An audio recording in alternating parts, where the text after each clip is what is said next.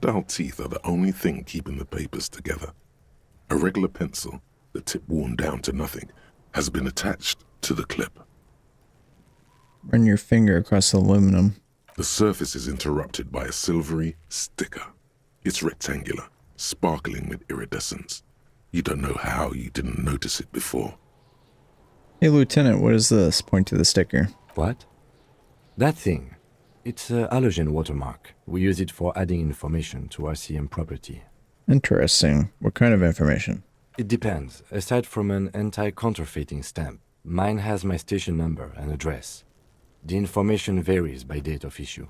Maybe yours will have how many cases you've solved.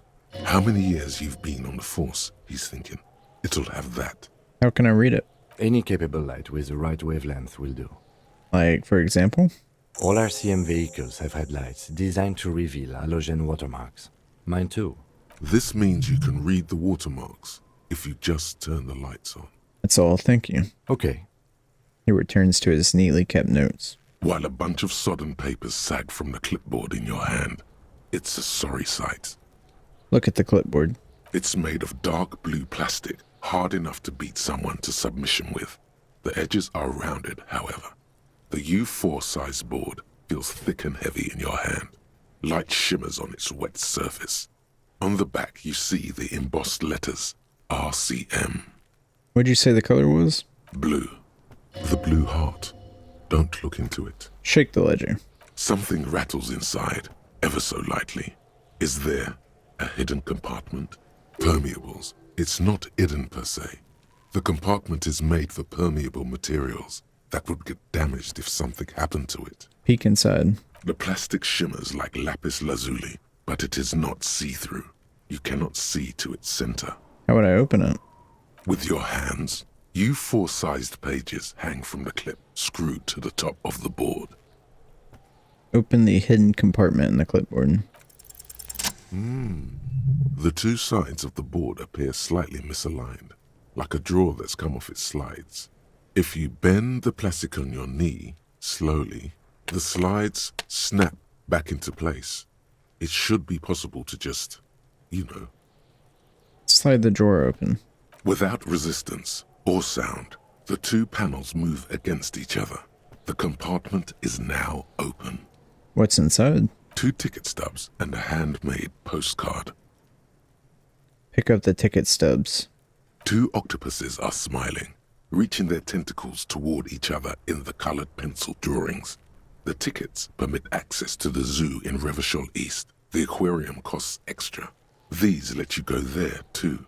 Pick up the card. Thin wax paper has been glued to a piece of cardboard. Sounds like leaves rustling when you pick it up. You see violet flowers, floral patterns, patches of glue. Smell it first. It smells of chewing gum, apricot flavored, a touch of cinnamon, the end of summer. You think the label says tutti frutti. Open it. Familiar handwriting lines the inside of the card. Looped, round letters in a woman's hand. A young woman in her 20s. There is care, effort, and a smile, you think. Although that is not something you can read from someone's handwriting. Harry, it begins. You're already reading. I wanted to write you a letter so you can read it when you wake up. Maybe it will make you happy. Throw it away, please. But it will make me happy. A merciful wind blows in from the bay of Revachol, dusting the ground at your feet and raising newspapers far away. You feel the card slipping into it. What was that? Frisson covers your entire body, a feeling of cold, a persistent chill. Throw the card into the wind. Just like that, the wind picks it from your fingers. Cold, they let go. The wax paper rustles, a whisper light and low. Then a sudden gust raises the postcard to the drizzle-gray sky above, away from you. The wind carries the keepsake away from you, to the southwest. The pale violet dot disappears. What was in there? No, you should not have thought back at it. Now some of it is on your mind again. Look at the ledger again. The ledger of oblivion-induced mental health is just as shabby as the damaged ledger was. A bunch of sodden papers sags from the clipboard in your hand. Slide the hidden drawer open. Without resistance or sound, the two panel Close it's permeables. slightly, ever so slightly, difficult to breathe once you've done so. The drawer is locked. Blue ink drips from the white pages in your hand. I don't know what those two give me. Where's the white papers? They're not exactly white. They're yellowed in patches by sunlight and alcohol, and covered in dense blue handwriting. Ink escapes into watercolor patterns, reaching its tendrils across entire pages. The paper itself is checkered, with faint red lines, forming short paragraphs. Once in a while, there's a red stamp that exclaims, "Case files, commit to paper." The case files themselves are plenty. You count more than 100 sodden, crumpled up, earmarked pages falling apart in your hands. They appear to be sufficiently organized and extremely dense, if mostly illegible. What is in there? What are they about? Work, strife, poverty, the Jamrock Quarter. These are handwritten logs of investigations dating back to January 51, this year. The exact number is hard to estimate due to missing pages and an odd naming convention. But there are at least 20, maybe 30 cases undertaken, not completed, mind you. There's a mention of a naming convention here? Yes, it appears you employ a, shall we say, robust yet literary system. Each investigation has its case number written on the margins. Yet, still more tellingly, most are accompanied by a name. A title, one might say even. One that draws inspiration from snoop fiction and vespertine cop show staples. Oh my, and they're written in capital letters too. Yes, all caps. One is called The Next World Mural. Another, The Square Bullet Hole Murders. Another yet, The Unsolvable Case. More? Others appear more light-hearted. The guys on a couch in an unexpected location, and the murder at the hookah parlor. Even the rare article-free collapsing tenement. Murder features prominently throughout. It's going to take an effort to piece these case files together, but it can be done. Once you're done inspecting them up close. Count the pages. I have to open an official case. Is there room? There is, for precisely one more.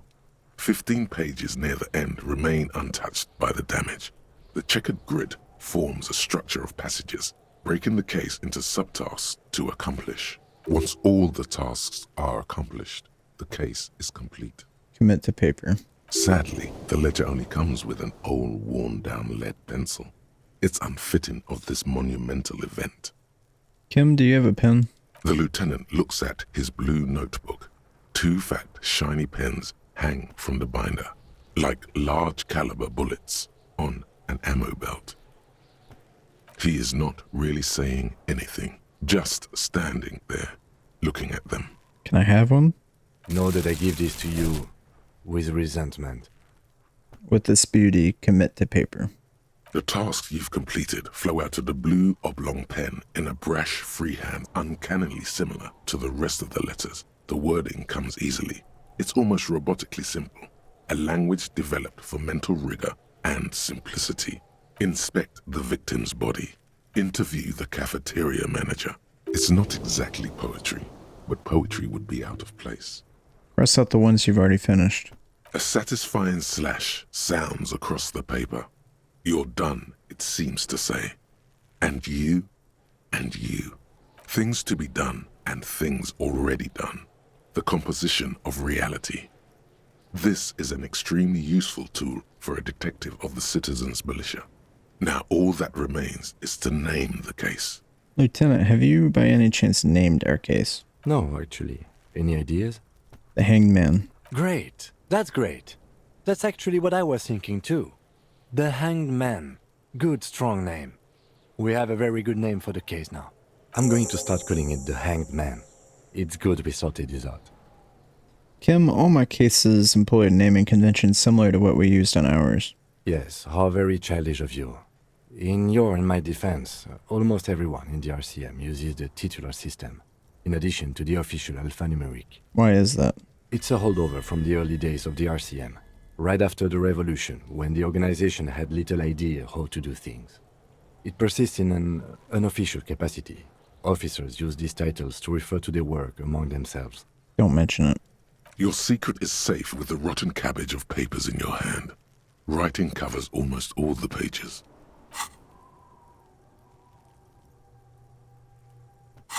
I'm done inspecting these. Close the case files. You don't exactly close them, so much as distance yourself from the smelly papers. They're a little further from your nose now. Put the ledger away.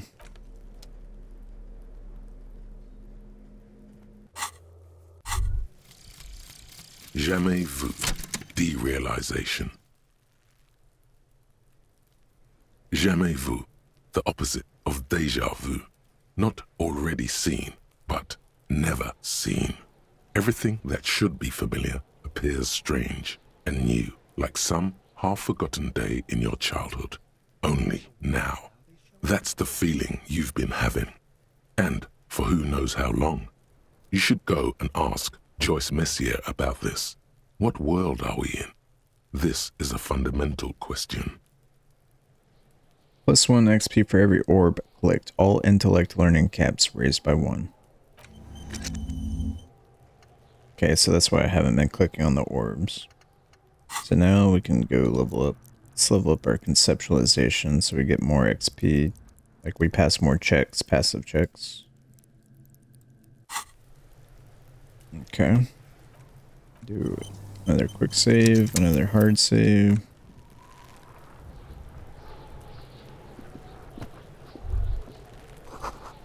Yeah, it smells like spoiled meat and curdled dairy.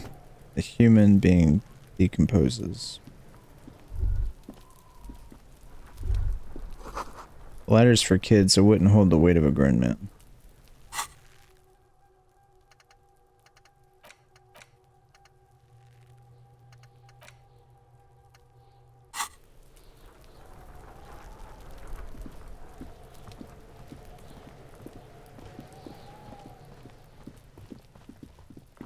So now we can go back to our room.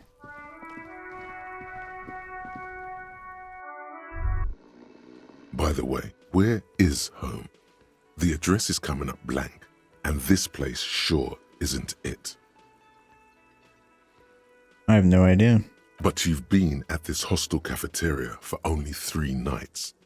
Where were you before? You had to be somewhere. I don't know, near? South maybe? You don't really know, do you? I have only a vague blackened image. A vague, blackened image doesn't sound like somewhere you can stay if you run out of money. Could I trace the way back somehow to the exact street, the exact number on a building? You can try. Run some addresses in your head when you get the time. Maybe a street or an apartment will appear.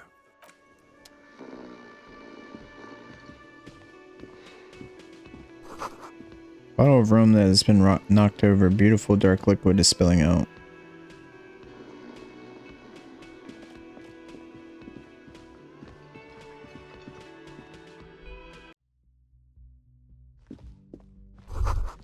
This is the weekend edition of the satirical newspaper Trump Le Bon. Nothing on the front page rings a bell. Strange. Calendar says it's March, the year is 51.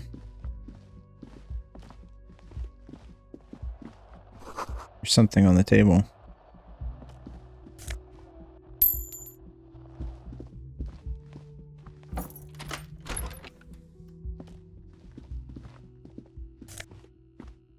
Empty cassette case.